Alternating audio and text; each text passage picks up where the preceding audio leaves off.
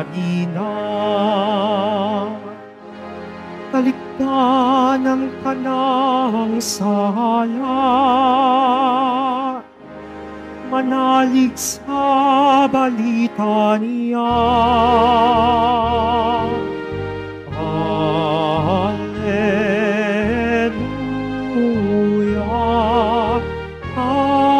Alleluia, Alleluia, Alleluia.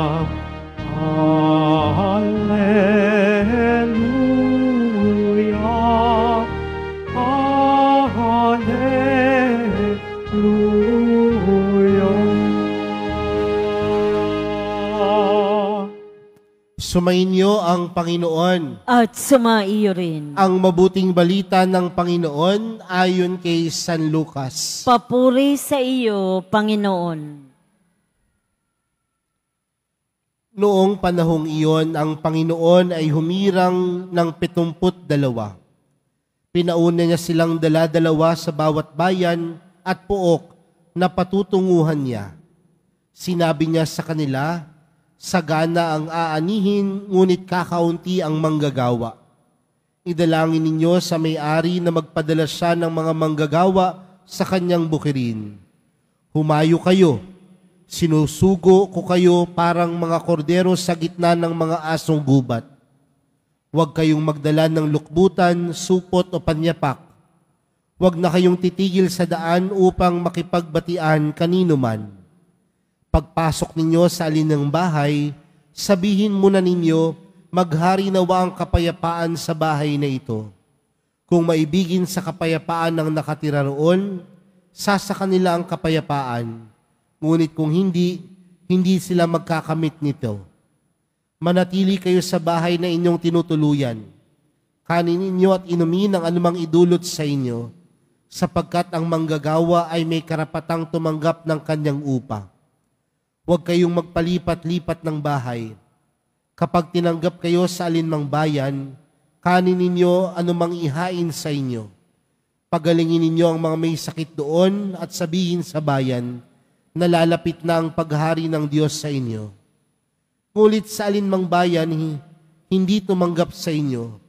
Lumabas kayo sa mga lansangan nito at sabihin ninyo, pati ang alikabok dito na dumikit sa aming mga paa ay pinapagpag namin bilang babala sa inyo.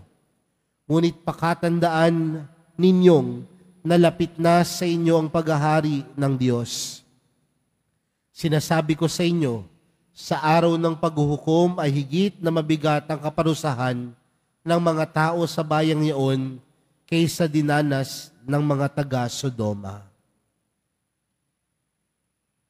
Mga kapatid, ang mabuting balita ng Panginoon. Pinupuri ka namin, Panginoong Hesukristo. Magsiupo mo na ang lahat. Magandang tanghali po sa inyong lahat. Pwede bang batiin ang katabi ng magandang tanghali? Mga kapatid, marahil karamihan po sa atin ay nakaranas ng maglakbay. At ang bawat paglalakbay, merong tinatawag na destinasyon.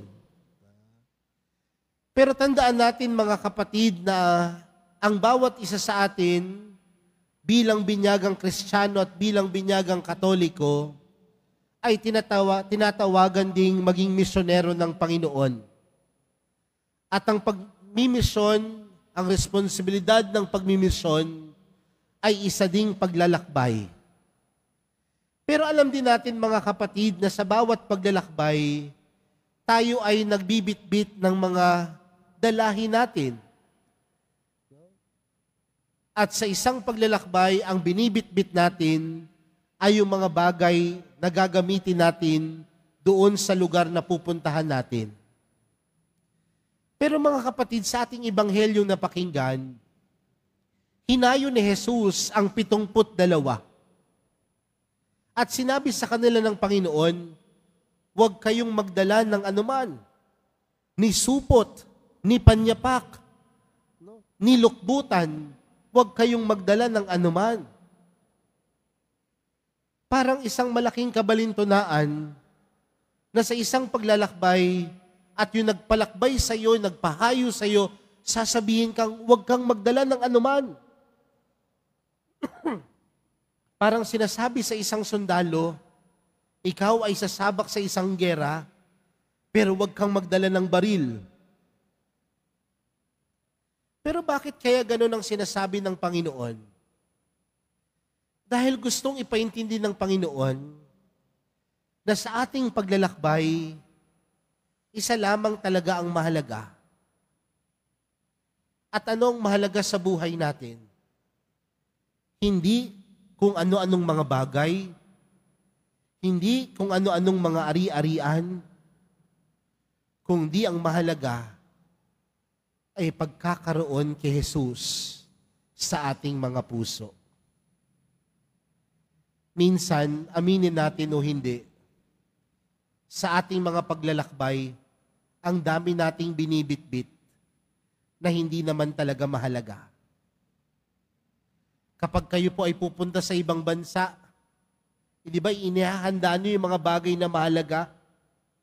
Minsan hindi na kayo magkaugaga na bitbitin yung mga maleta sa sobrang daming binibitbit.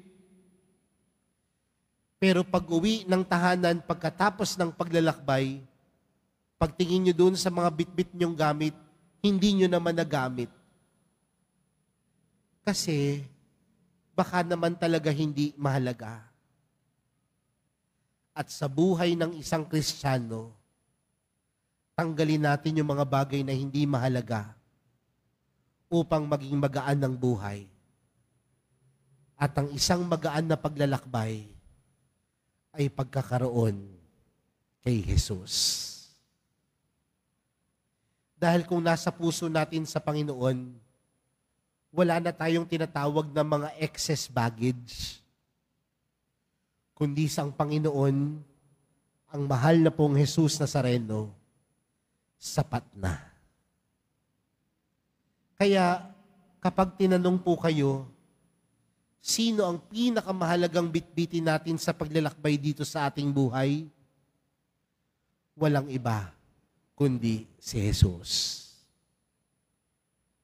Pangalawang bagay, mga kapatid, mapapansin natin na doon sa Ebanghelyo, sinabi ng Panginoon, sila ay ipinahayo niya ng dala-dalawa. They were sent in pairs. Pero kung tutuusin sa paglalakbay, minsan mas magandang maglakbay ng mag-isa. Di ba? Wala kang pasanin, wala kang iniisip na kasamahan. Pero bakit kaya ang sabi ng Panginoon, kayo'y maglakbay ng dala-dalawa? Dahil marahil ang gusto ng Panginoon na sa paglalakbay ng dala-dalawa, merong tatapik sa iyo sa mga oras na ikaw ay nanghihina na sa paglalakbay. Merong tutulong sa iyo sa mga pagkakataon na ikaw ay nahihirapan na. Merong magtatama sa iyo sa mga pagkakataon na ikaw ay nagkakamali na sa iyong paglalakbay at pagmimisyon. Kaya sa isang paglalakbay, dapat isama mo ang iyong kaibigan. At bilang isang kaibigan, ikaw ang tutulong sa